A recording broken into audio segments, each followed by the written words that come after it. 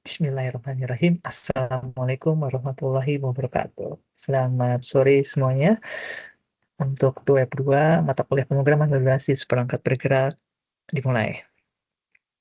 Pertama-tama, sepertinya belum ada yang join.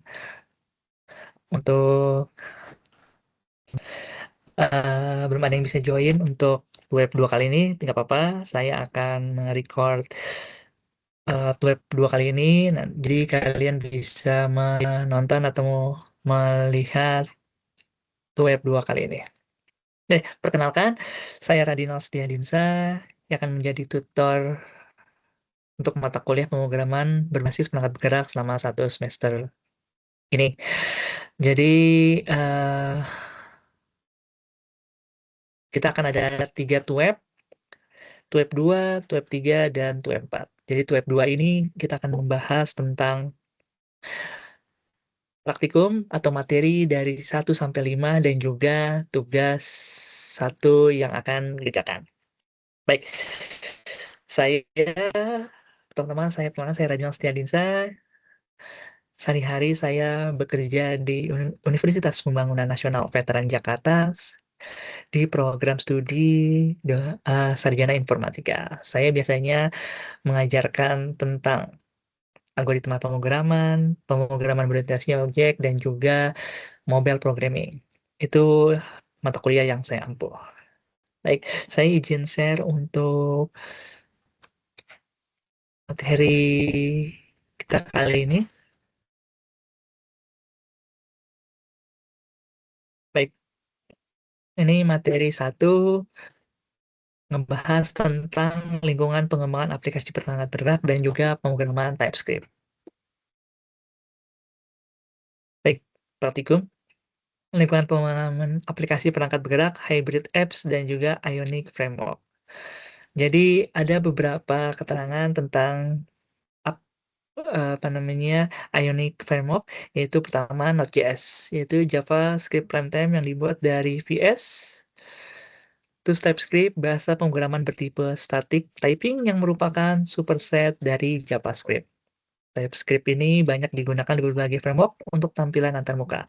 TypeScript dikompilasi menjadi JavaScript dan dijalankan menggunakan Node.js. Framework antarmuka, Ionic mendukung setidaknya 3 framework, yaitu Angular, React, dan Vue. Pustaka atau paket JavaScript dan TypeScript ini di NPM. Ada web komponen siap pakai untuk tampilan antarmuka, stencil, kompilator untuk membuat web komponen, Apache Cordova, perangkat penyedia native API plugins untuk memungkinkan aplikasi yang dibangun dengan menggunakan sarana ini. Ionic dapat mengakses perangkat sistem di level rendah. Kapasitor mempunyai fungsi yang sama dengan Apache Cordova, tapi dibuat oleh Ionic. Android SDK itu perangkat pengembangan yang digunakan untuk membangun aplikasi Android. IDE, perangkat software yang menyediakan lingkungan pengembangan terpadu untuk membangun aplikasi. Jadi meskipun dapat menggunakan IDE atau apa saja, tetapi disarankan menggunakan VS Code atau Visual Studio Code. Visual Studio Code itu menyediakan dukungan yang komprehensif untuk mengembangkan berbasis JavaScript ataupun TypeScript. Jadi tentang integrasi Ionic dengan berbagai komponennya dapat diakses di link berikut ini. Jadi sebelumnya, pertama-tama seperti biasa, instalasi dulu untuk Node.js-nya, terus langkah pada Windows, terus install Visual Studio Code. Nah, selanjutnya praktikum pemrograman TypeScript. Instalasi TypeScript, demo, runtime untuk JavaScript serta TypeScript. Diklik ini, npm install. Ini di terminalnya, test version, not version. Terus nanti akan dilihat untuk menjalankan TypeScript-nya seperti ini, ts spasi node, jadi nanti akan muncul. Terus lakukan kompilasi sampai dengan menjalankan hasil sebagai berikut. Nah, dasar-dasar pemrograman TypeScript ini ada variabel, yaitu var, let, dan const. Variabel itu tidak menentukan tipe data, Let dapat menentukan atau tidak menentukan tipe data, kalau const itu dapat menentukan atau tidak menentukan tipe data. Sekali dideklarasikan tidak dapat diubah. Kalau let itu sebaliknya, selebihnya langsung memanipulasi nilai. Kalau var dapat dideklarasikan ulang kapan saja.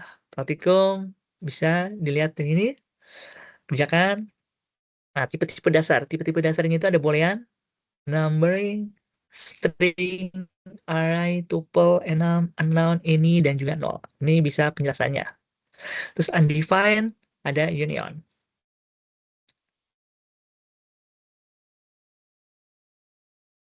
Terus ada struktur kendali, pengembangan dengan kondisi if. Jadi kalau ini bisa diperhatikan, jika number 21 dan B3, maka A dibagi T, jika C lebih besar dari 5, maka lebih besar dari 5. Jika C lebih besar dari 3, maka antar 3 sampai 5. Else di bawah 3. Terus kondisi dengan switch bisa dicek, kondisi switch, perulangan dengan for. Sampai di bawah ini sama perulangan dengan jumlah pasti tertentu, perulangan untuk mengambil nilai array, dan perulangan dengan while. Ini bisa ditentukan while pemrograman modular di TypeScript selanjutnya. Jadi mengenai fungsi di dalam TypeScript merupakan unit terkecil yang menjadi bangunan dasar dari suatu aplikasi. Fungsi pustaka standar dan IDF. Fungsi pustaka standarnya bisa dicek dan bisa dikodingkan. Ada fungsi buatan sendiri, yaitu membuat fungsi. Fungsi dapat dibuat dengan menggunakan function definition dan function expression. Dari sisi penamaan, suatu fungsi juga dapat mempunyai nama, tapi juga tidak mempunyai nama. Function definition-nya dengan menggunakan kata kunci function di awal, maka berarti fungsi didefinisikan. Terus bisa dipraktikan, dari mana saja, ada function expression. Dengan function expression, definisi dan fungsi dapat diletakkan pada bagian ekspresi. Nilai kembalian fungsi, ada void, ada never. Nah, ini tidak menggunakan fungsi. Ada arrow function. Tanda panah digunakan sebagai arrow function, yaitu sintaks untuk membuat suatu fungsi menjadi terlihat lebih ringkas. Ada fungsi anonymous. Fungsi anonymous fungsi yang tidak mempunyai nama biasanya digunakan sebagai ekspresi yang dapat langsung dijalankan. Tidak dimaksudkan untuk penggunaan berikut-berikutnya. Let, var, dan ruang lingkupnya. Ada interface. Interface struktur yang digunakan sebagai kontrak untuk definisi data, fungsi, maupun kelas. Ini bisa dipraktikkan. Sudah hasilnya. Nah, OP di TypeScript. OP, definisi kelas dan instansinya, TypeScript mendefinisikan kelas dengan menggunakan kata kunci kelas. Untuk mendefinisikan instan digunakan kata kunci new. Setiap kelas mempunyai berbagai fitur. Perilaku yang dimiliki oleh kelas didefinisikan menggunakan metode, memberikan fungsi tapi khusus untuk kelas. Metode khusus yang dijalankan pada saat instance dibuat dengan konstruktor. Kelas dapat diturunkan ke subclass disebut dengan inheritance. Bisa diperhatikan contohnya. Selanjutnya, generic. Generic merupakan suatu teknik pemrograman yang digunakan untuk membuat tipe data yang ada pada kode fungsi kita segenerik atau seumum mungkin, sehingga kemudian dapat digunakan untuk berbagai macam tipe data. Generik diperlukan untuk membuat kode kita reachable dengan cara tidak menetapkan secara kaku untuk suatu jenis tipe data yang akan diproses. Depan. Sebagai intinya, tipe data yang diproses baru akan didefinisikan pada saat akan menggunakan fungsi tersebut. Bagian tipe data yang menandai generik dibuat dengan menggunakan satu huruf besar. Terdapat dua jenis fungsi tanpa generik yang boleh digunakan untuk memproses argumen, string, serta number. Jika tanpa generik, maka harus didefinisikan secara langsung dengan tipe data yang dikehendaki agar dapat diproses. Sementara itu, bisa saja terjadi adanya kemiripan pada proses badan fungsi. Sehingga keadaan ini dapat menyebabkan program yang kita buat menjadi bertele-tele. Tanpa generik, hanya menggunakan satu fungsi saja. Penggunaan argumen ini memang memungkinkan namun tidak tipe safe. Karena tipe data yang diproses dapat saja tidak sesuai dengan tipe data dari pemproses pada badan fungsi. Yang ketiga, menggunakan generik cukup mendefinisikan satu fungsi. Huruf T digunakan untuk menandai tipe data yang digunakan pada argumen nantinya. Contohnya, di bagian bawah, T merupakan tanda generik dapat diganti dengan huruf lainnya. Generik dapat lebih dari satu dengan nilai kembalian suatu dengan yang kita inginkan. 5. Seringkali kita harus memastikan suatu konstran tertentu yang dapat digunakan untuk meriksa apakah penggunaan suatu fungsi sudah sesuai atau belum. Dalam kasus ini, kita memastikan bahwa setiap argumen mempunyai property length. Definisi dari constraint tersebut dibuat dengan menggunakan interface. 6. Untuk menerapkan constraint pada suatu fungsi digunakan perintah extend sesuai dengan interface yang kita inginkan. Dua baris berikut digunakan untuk memberikan contoh bahwa setiap argumen harus mempunyai property length. Baik, itu contoh modul 1, materi 1. Selanjutnya kita ngebahas tentang materi kedua. Ini tentang TypeScript lanjut. Implementasi pemahaman tentang promise. Sama seperti halnya dalam kehidupan sehari, promise merupakan suatu kejadian yang diharapkan tidak akan terjadi di masa yang akan datang. Contohnya, mengakses suatu endpoint di internet. Normalnya kita dapat mengakses endpoint tersebut, tapi dapat saja internet mati atau alamat URL tersebut berpindah. Membaca suatu file di lokasi tertentu. Normalnya dapat membaca file tersebut, namun bisa terjadi file tersebut rusak atau sudah dihapus. 3. Melakukan query ke suatu DBMS. Di database, normalnya dapat melakukan query dan berharap mendapatkan hasilnya, tetapi dapat saja query kita salah atau akses kita dibatasi, terrestrict ya. Dalam kondisi-kondisi seperti tersebut ya, seorang pemrograman harus mengantisipasi dengan menggunakan konstruksi. Itu ada dua hal. Yang pertama, terkait asinkronus program, yaitu kemudian latensi atau waktu akses yang lebih lama, kemungkinan kegagalan operasi, baik di awal maupun setelah terjadi proses, dan kegagalan ini tidak dapat kita prediksi di awal. Dengan menggunakan TypeScript, kita dapat menggunakan promise maupun asynchronous await untuk mengantisipasi kedua hal tersebut. Contohnya kita praktikan, dilihat.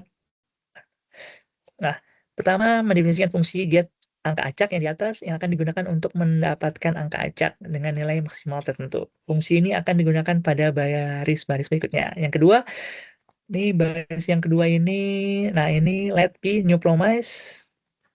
Ini keterangannya membuat objek promise dengan generik.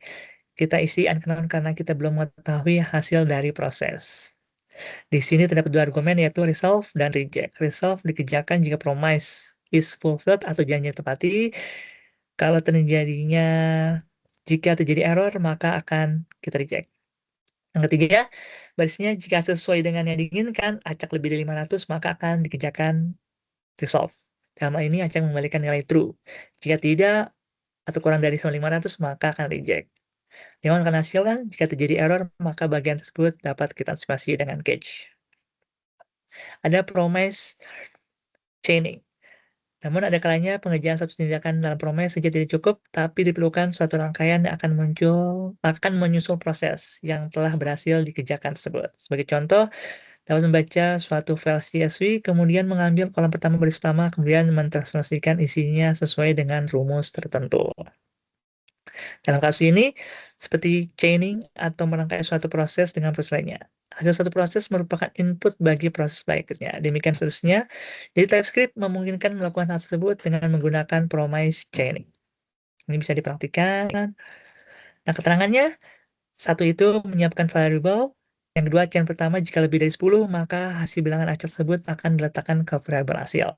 Jika tidak, yang nomor 3, setelah itu isi variabel tersebut akan ditampilkan. Variabel hasil kemudian dikalikan 2.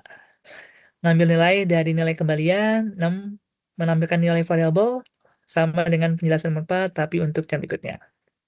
C. Pemahaman asynchronous await. Konstruksi await pada dasarnya digunakan untuk manis sintaks dari asynchronous programming. Pola pikirnya ini adalah pertama buat fungsi, yang kedua letakkan asynchronous di depan function, yang ketiga di depan fungsi tersebut, yang ketiga, 4 letakkan await dalam rangka try catch. Ini keterangannya, satu itu mendefinisikan fungsi P akan menghasilkan promise, ini ya keterangannya. Nah, lanjutnya yang B itu TypeScript untuk backend. Pengaman mekanisme front-end, back-end. Dalam situasi tersebut, bangun aplikasi mobile dengan data yang tersimpan dalam aplikasi tempat menyimpan mobile phone bukan merupakan hal yang ideal. Ketersediaan media menyimpan dalam suatu mobile phone meskipun makin lama makin besar, tapi sama sekali tidak cukup untuk aplikasi yang relatif besar. Dalam kondisi demikian, seringkali aplikasi dibuat untuk dua sisi, yaitu front-end, bagian yang ada interface-nya, serta bagian yang menyediakan akses dari sisi backend, terletak pada suatu server tertentu di internet. Backend akan menyediakan suatu endpoint yang dapat diakses oleh front-end dengan menggunakan protokol tertentu. Bagian atas memberi gambaran konseptual yang sampai saat ini masih relevan untuk membangun aplikasi. Jadi menggunakan TypeScript untuk backend, ada apa yang dapat digunakan membangun RESTful API-nya ini ada TypeScript, Lockback, Node.js, Flutter, Express. Ya, persiapan ini membuat apa namanya campil dari Maria ini contohnya seperti ini. Ya, di keterangannya penjelasannya 1 sampai keterangan 7. Setelah itu dicek. Ini ada penjelasannya, ada kode sumber. Setelah itu file kode sumber diletakkan pada direksi src. Ini dipraktikkan. Terus file JSFoot bisa juga diambil dari GitHub ini.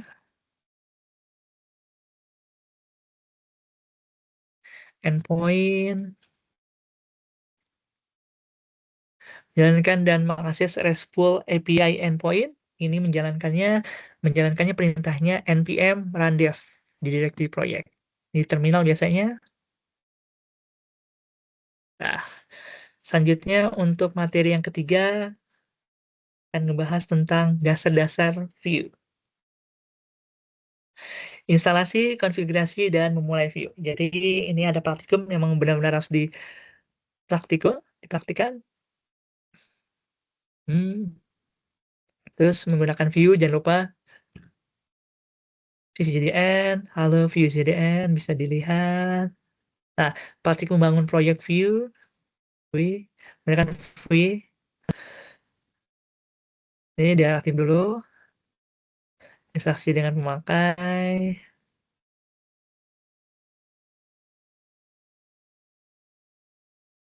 bisa dilihat hasilnya ada komponen dasarnya, perhatikan. Ini lengkap insya Allah. Selanjutnya, materi keempat akan membahas tentang praktikum view juga masih lanjutan dari view lanjutan,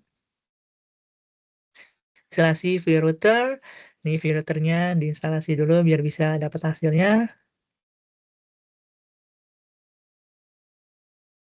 Oke, terakhir untuk materi kelima akan membahas tentang view lanjutan, masih view juga. Ini ada event, materi masa cara menangani event ini. Selanjutnya event handler.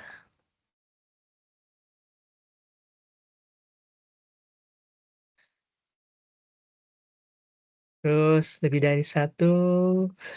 Selanjutnya bisa akses DOM. Bisa dilihat. Nah, ini ada komponen, ada elemen, Wi-Fi, Bootstrap, Wi-Fi. Ini bisa dibaca untuk bisa dipraktikkan nantinya.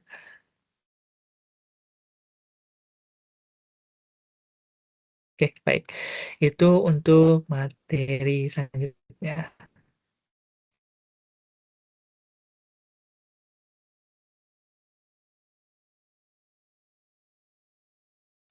Baik, ternyata dalam waktu setengah jam belum ada yang join juga. Baik, gak apa-apa. Tadi itu materinya, karena kalau ada join langsung nanti bisa ditanyakan apa yang masih belum paham. Selanjutnya saya akan share untuk tugas 1 kali ini.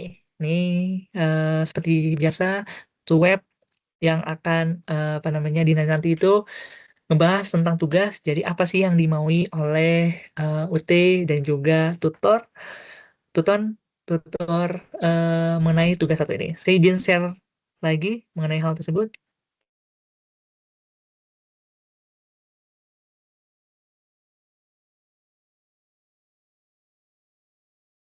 Baik, ini Tugas satu, baik. Ini tugas satu. Nah, ini tugas satu. Pertama, saya kalau tugas satu itu akan ngebahas kapan deadline pengumpulannya. Kenapa? Karena kalau seandainya tidak mengerjakan salah satu tugas, maka nilai mata kuliah ini langsung mendapatkan nilai E. Jadi harus diperhatikan. Ini eh, masih minggu depan sampai tanggal 11 Mei 2006 hari Senin jam 3 sore. Jadi harus diperhatikan. Terus yang diminta apa dari pengerjaan tugas ini? Lihat laporan dan penilaian. Laporkan kegiatan praktikum yang telah dilakukan dengan mengupload kode dalam Microsoft Word, kodenya, dan link rekaman video yang menampilkan. Jadi selain coding kalian ditampilkan dalam Microsoft Word, dan juga kalian membuat video rekaman dalam mengerjakan tugas satu itu. Yang isinya apa? Pertama, perkenalkan identitas mahasiswa. Yang kedua, langkah-langkah praktik yang dilakukan. Yang ketiga, hasil dan analisa praktik yang telah dilakukan. Dan terakhir, kata-kata penutup dari mahasiswa. Video dan eh, Word atau PDF tersebut kalian upload, kalian submit untuk saya bisa nilai. Karena itu merupakan suatu kesatuan dari yang tidak bisa kan. Kenapa sih Pak? Apa namanya ada video? Karena membuktikan bahwa kalian bisa tahu, bisa paham dari tugas yang dikerjakan. Dan memang kalian membuat sendiri program tersebut. Itu yang bisa dipahami. Oke, pertama, soal satu, buatlah pola segitiga dari NIM. Ambil digit terakhir dari NIM Anda sebagai tinggi segitiga. Contoh NIM tanggal 13, digit terakhir 3, tinggi segitiga. Buat program TypeScript. Ingat, buat program TypeScript untuk mencetak segitiga angka dengan pola berikut. Jadi kalau seandainya 3 berarti ada 1, 1, 2, 1, 2, 3. Kalau seandainya 5 atau bahkan 1, 6 atau 7 berarti nanti ada bawahnya itu tingginya 1, 2, 3, 4, 5, 6, 7. Seperti itu. Terus yang kedua, buatlah deret aritmatika dengan NIM, ambil 2 digit terakhir NIM, jadikan angka awal deret, ambil digit ketiga dari belakang, jadikan beda. Buat program TypeScript sama-sama semakin satu TypeScript untuk mencetak 10 angka pertama dari deret aritmatika tersebut. Contohnya NIM 13, maka digit terakhirnya adalah 13. Berarti startnya dari 13, digit ketiga dari belakang itu 0 tambah 1, sehingga bedanya 1 step. 3 digit belakang berarti, nah, belakang itu angka 0. Berarti angka 0 tambah 1 berarti angkanya selisihnya 1. Jadi 13 sampai 22, 10 angka. Terakhir soal ketiga itu buatlah bilangan prima dari NIM. Ambil 2 digit terakhir NIM dan tambahkan 10. Jadikan batas akhir pencarian bilangan prima. Buat program TypeScript untuk menampilkan semua bilangan prima dari 1 sampai bar tersebut. Jadi contoh masih sama 13, 2 digit terakhir itu 13, yaitu 13 ditambah 10 sehingga menjadi 23 batas akhir. Jadi dari 1 sampai 23, maka bilang primanya ada 2, 3, 5, 7 sampai ini. Ini merupakan bilangan prima. Baik, saya akan membuka eh, Visual Studio Code.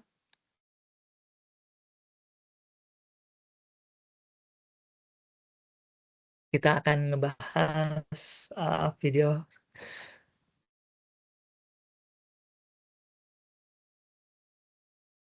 eh, eh, Oke, baik. Ini soal tugas satu, saya izin sebentar. Baik, ini tugas satu.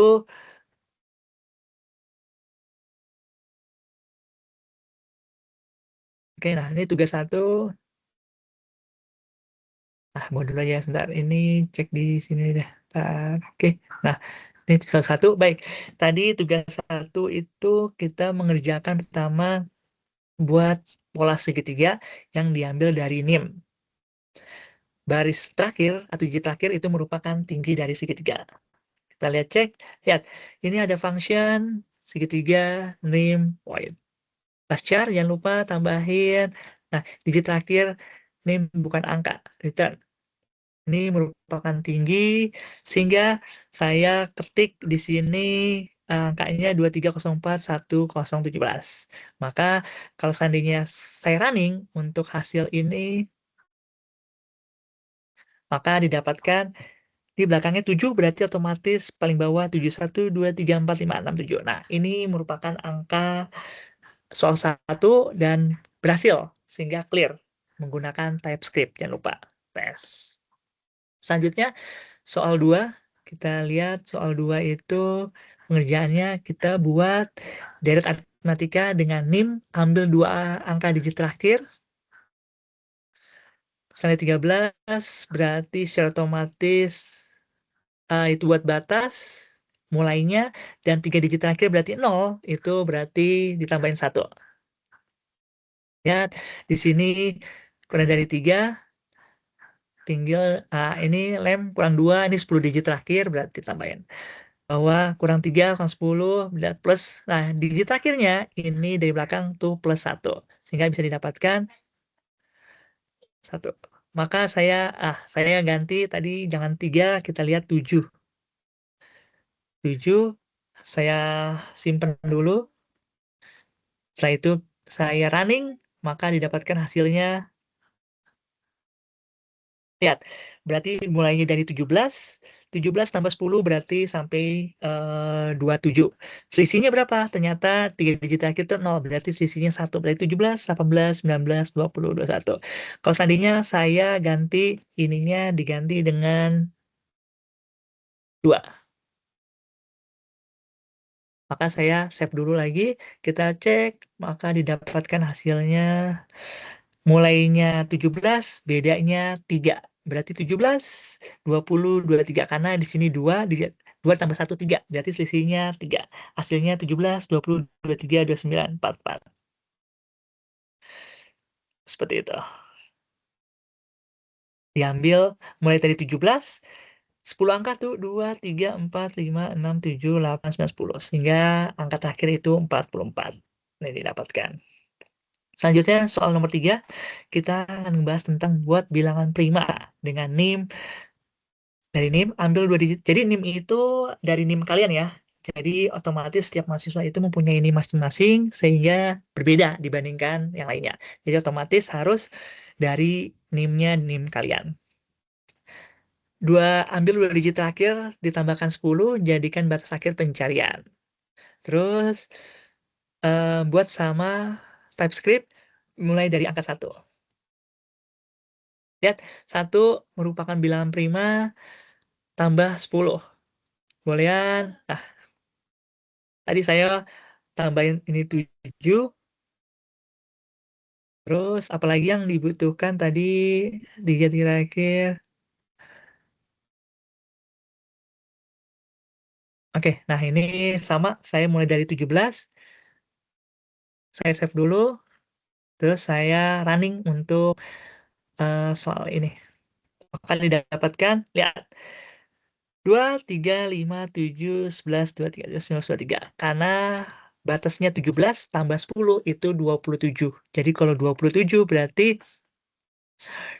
merupakan 2, 3, 7, 11, 13, 17, 19, 23. Batas akhirnya 27. Bagaimana kalau seandainya Pak, saya inimnya 57. Apa? 57. Berarti tinggal di Ctrl S saya hasilnya dapatkan. Nah, sebanyak nih. 2, 3, 5, 7 sampai 67. Kok 67 Pak? Karena 57 jangan lupa ditambah dengan 10 digit akhir. Sehingga hasil akhir untuk batasnya adalah 67. Ini merupakan bilangan prima. Dari sini sudah kalian bisa stop rekaman kalian dan bisa kalian mengirimkan rekaman tersebut beserta hasil codingan yang tadi di copy untuk bisa dijelaskan. Dan lupa dalam video-video rekaman itu kalian bisa menampilkan langkah-langkah awalnya seperti apa sehingga nanti kalian memahami setiap langkah yang kalian kerjakan seperti itu. Baik, sebenarnya kalau seandainya ada, saya akan menanyakan apakah ada yang ingin ditanyakan atau tidak.